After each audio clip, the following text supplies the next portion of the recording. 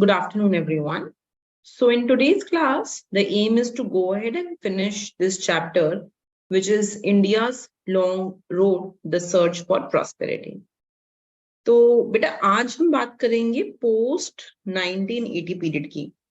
The talk that we have had till now, जो हमारा अभी तक का पीरियड हमने कवर किया है लास्ट 2 वीडियो लेक्चर्स में, that period has been till 1980, starting from 1950, right? But today I want to take one step ahead and I want to talk about the period post 1980. और इसमें हम ये भी बात करेंगे कि कैसे 1980 से जो हमारा पीरियड स्टार्ट हुआ, जो उसकी ग्रोथ रेट थी वो 1950 के पीरियड से कैसे काफी अलग थी, कैसे ये वाला जो पीरियड था वो इस पीरियड से काफी ज्यादा अलग था.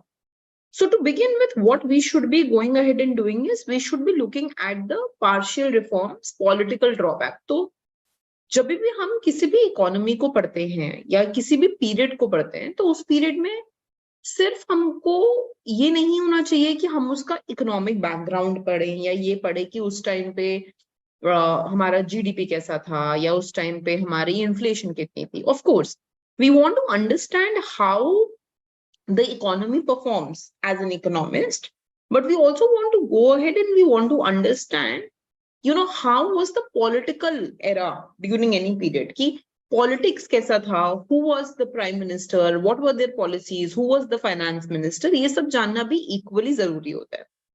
So when I talk about 1980, is 1980 ke jo initial periods the, when we had the period of Indira Gandhi, उस पीरियड को बोला जाता था पार्शियल रिफॉर्म पीरियड. अब क्वेश्चन ये आता है कि इसको पार्शियल रिफॉर्म क्यों बोला गया, why were the reforms only partial? That is also an important question.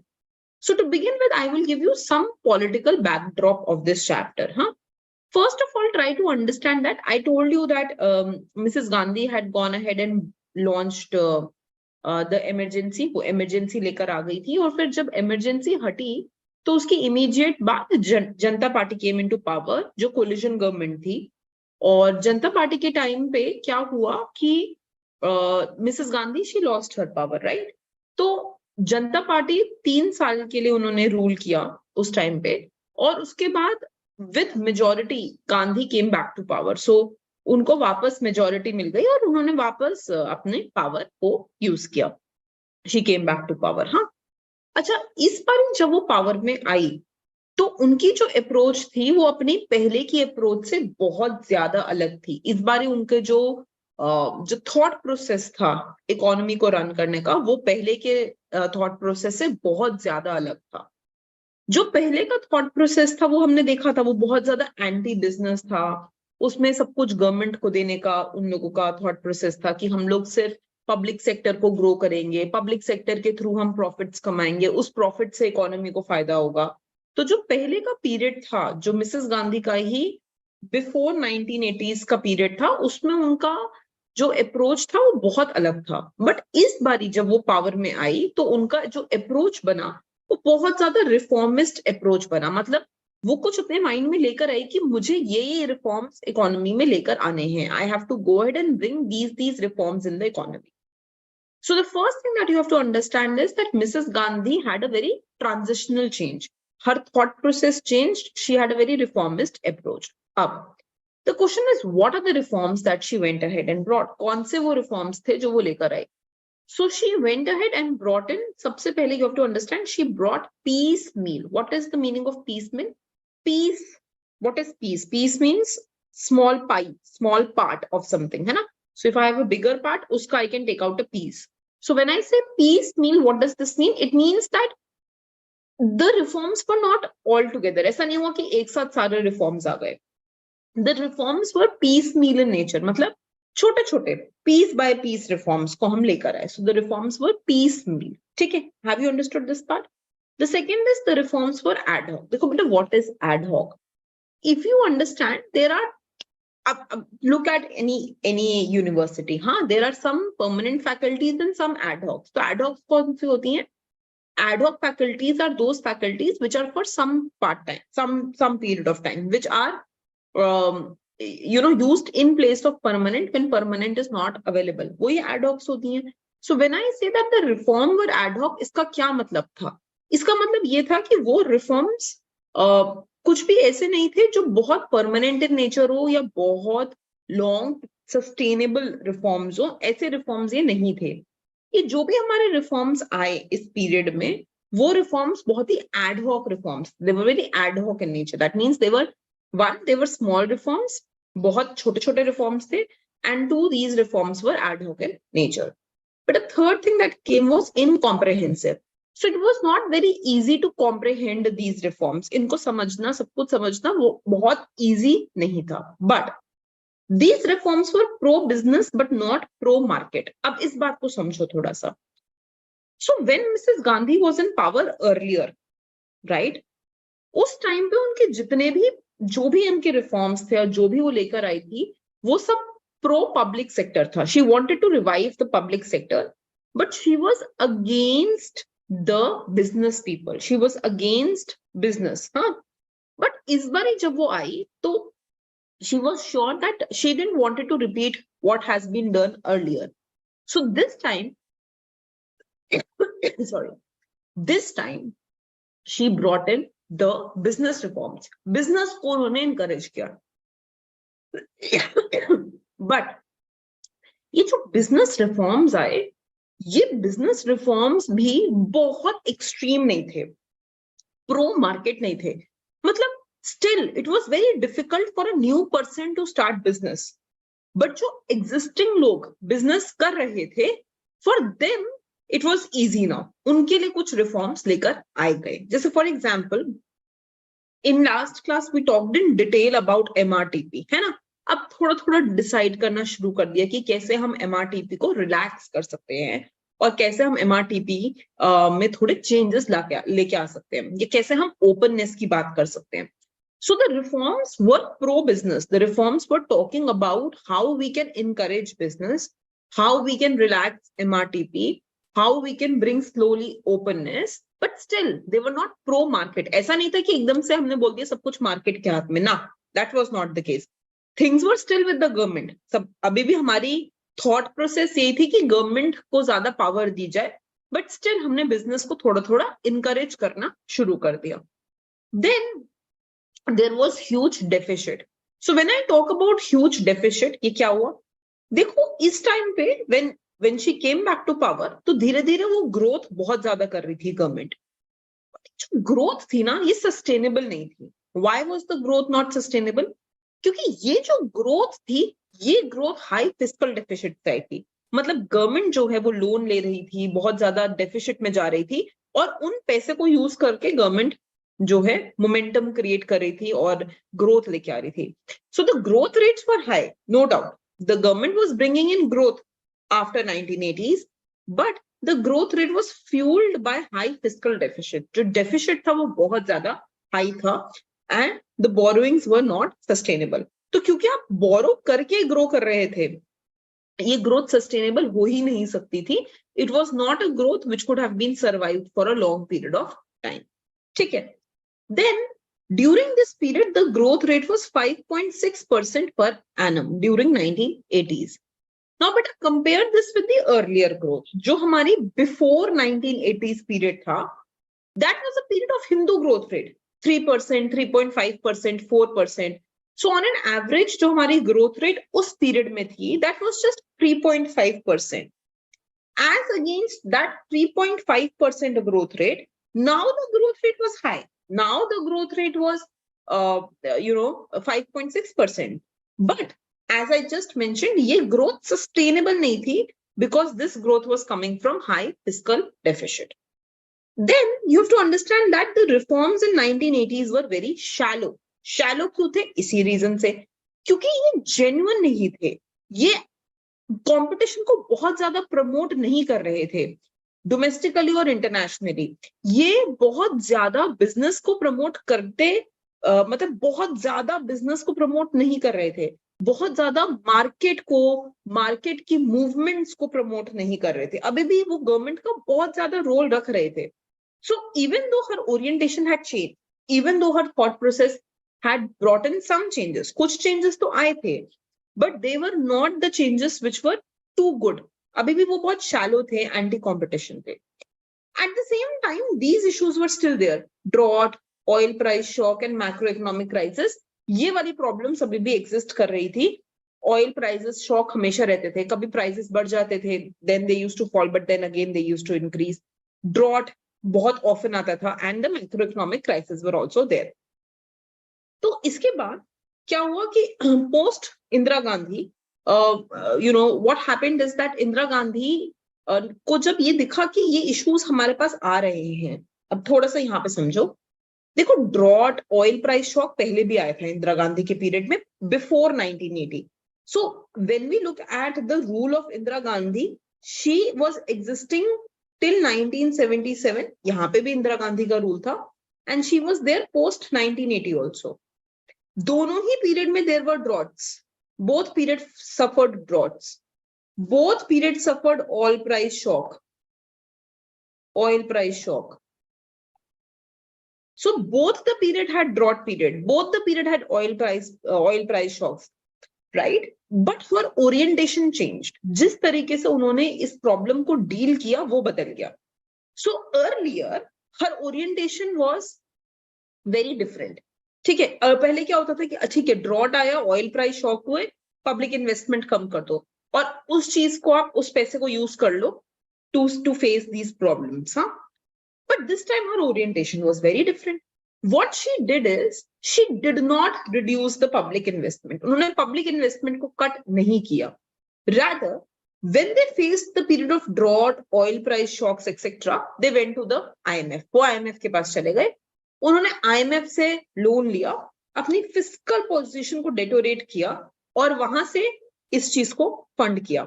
So after borrowing money from IMF, उन्होंने उस पैसे से, जो बोरो किया पैसा, from that money they funded droughts, they funded oil price shocks etcetera, but they did not cut the public investment as they were doing in the earlier period. अब उन्होंने public investment को cut down नहीं किया. Is that clear? Okay. Then after Indira Gandhi, we know that Rajiv Gandhi, he was elected as the prime minister. And when he came into power, when he came as a prime minister, उनका thought process बहुत ही अलग था. He had a very modern managerial style of working. तो जिस तरीके से वो सोचते थे वो बहुत ही अलग था. काफी managerial in the sense कि काफी liberal thought process था उनका. हाँ. And he brought in a lot of liberal measures. He started thinking कि हमें अब अपनी इकोनॉमी को ओपन अप करना है. जो उनकी इम्प्लीमेंटेशन थी इकोनॉमी की वो बहुत ज्यादा अलग थी. But then we had the assassination of Rajiv Gandhi. And जब राजीव गांधी का असैसिनेशन हुआ तो formation of PV Narasimha Rao led government with Manmohan Singh as the finance minister. ये वाला पीरियड हमारे पास आ गया. अब हम पहले इस पीरियड को एक बार थोड़ा इकोनॉमिकली एक्सप्लेन करने की कोशिश करेंगे. We will try and explain this period economically. In order to explain this period economically, मेरे को इस पीरियड को फर्दर डिवाइड करना पड़ेगा. तो try and understand. बेटा सपोज दिस इज 1980. इसके पहले का पीरियड तो हमने ऑलरेडी पढ़ लिया है. Here I have an important part called 1991. 1991 में क्या हुआ था? We had the LPG policies, right? What were the LPG policies? Liberalization, privatization and globalization. पहले हमें इसका backdrop set करना पड़ेगा. We have to set up a background as to why these policies became important. Why were they introduced in the period of 1991? Why these were important, right? And then we will go ahead and we will compare this period post the reform period. हम इन दोनों को बाद में compare करेंगे. अच्छा, before we go ahead and I do that, I want to discuss something very important, which is known as capital account and current account convertibility. इसे बोलते हैं हम current account convertibility and capital account convertibility. थोड़ा सा समझ लेते हैं. See, when we talk about the period before 1991, during that period, what happened now? That we had FERA. FERA is what? FERA is basically Foreign Exchange Regulatory Act. इस FERA में क्या होता है कि अगर आपको किसी भी रीजन से फॉरेन एक्सचेंज चाहिए, then you have to go to the government and you have to go ahead and explain to the government what led to that FERA. मतलब what led to that policy, right? So when we talk about the period before 1991, you have to go ahead and you have to explain to the government as to why do you need money, क्यों वो foreign exchange आपको चाहिए, what are you going to go ahead and do with that foreign exchange, ये clearly explain आपको करना पड़ेगा. Now, when we talk about the period post 1991, then there was no reason to go ahead and explain that. आपको ये explain करने की जरूरत नहीं है anymore why you need those foreign exchange, right? So before the period of 1991, we had FERA. In FERA, we had Foreign Exchange Regulatory Act. When I talk about Foreign Exchange Regulatory Act, it means that they had very tight policies, very tight regulations, whereby a person or an organization had to go ahead and tell why they need foreign exchange, क्यों उनको foreign exchange चाहिए, what is going to be the reason behind that. But post 1991, this was completely removed. इस पूरी चीज को हटा दिया गया. अब उन्होंने बोला, look, we don't want to know why you need these foreign exchange. You can easily go ahead and use them. तो rupee to dollar and dollar to rupee को convert करना was much easier now. You didn't require the role of the government in that or any permission from the government. So this is what we are saying. Current account convertibility, rupee to dollar or vice versa without anyone's permission. Okay.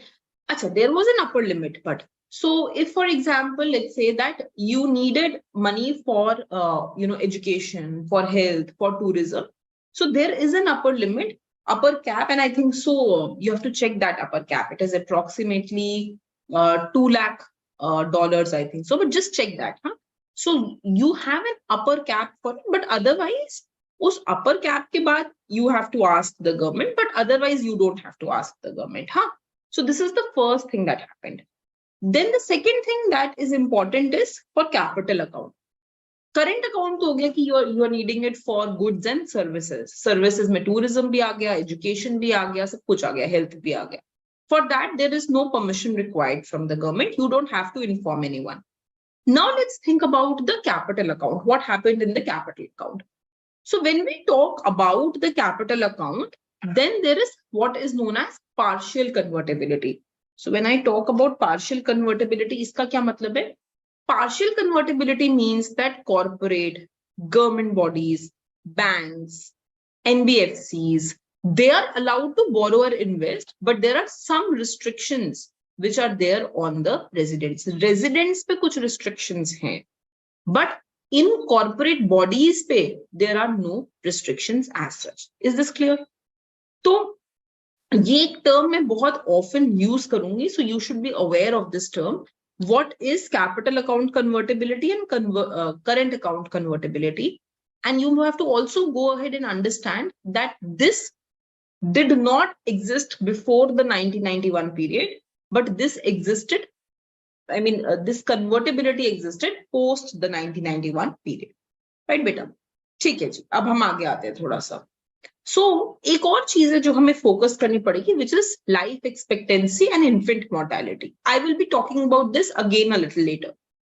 So, when I talk about life expectancy, what does this mean? It means that if I have to compare the number of years that a person on an average lives for, see that when I compare between 1960 to 1980, China का life expectancy increased from 41 to 64. India का life expectancy only increased from 43 to 52.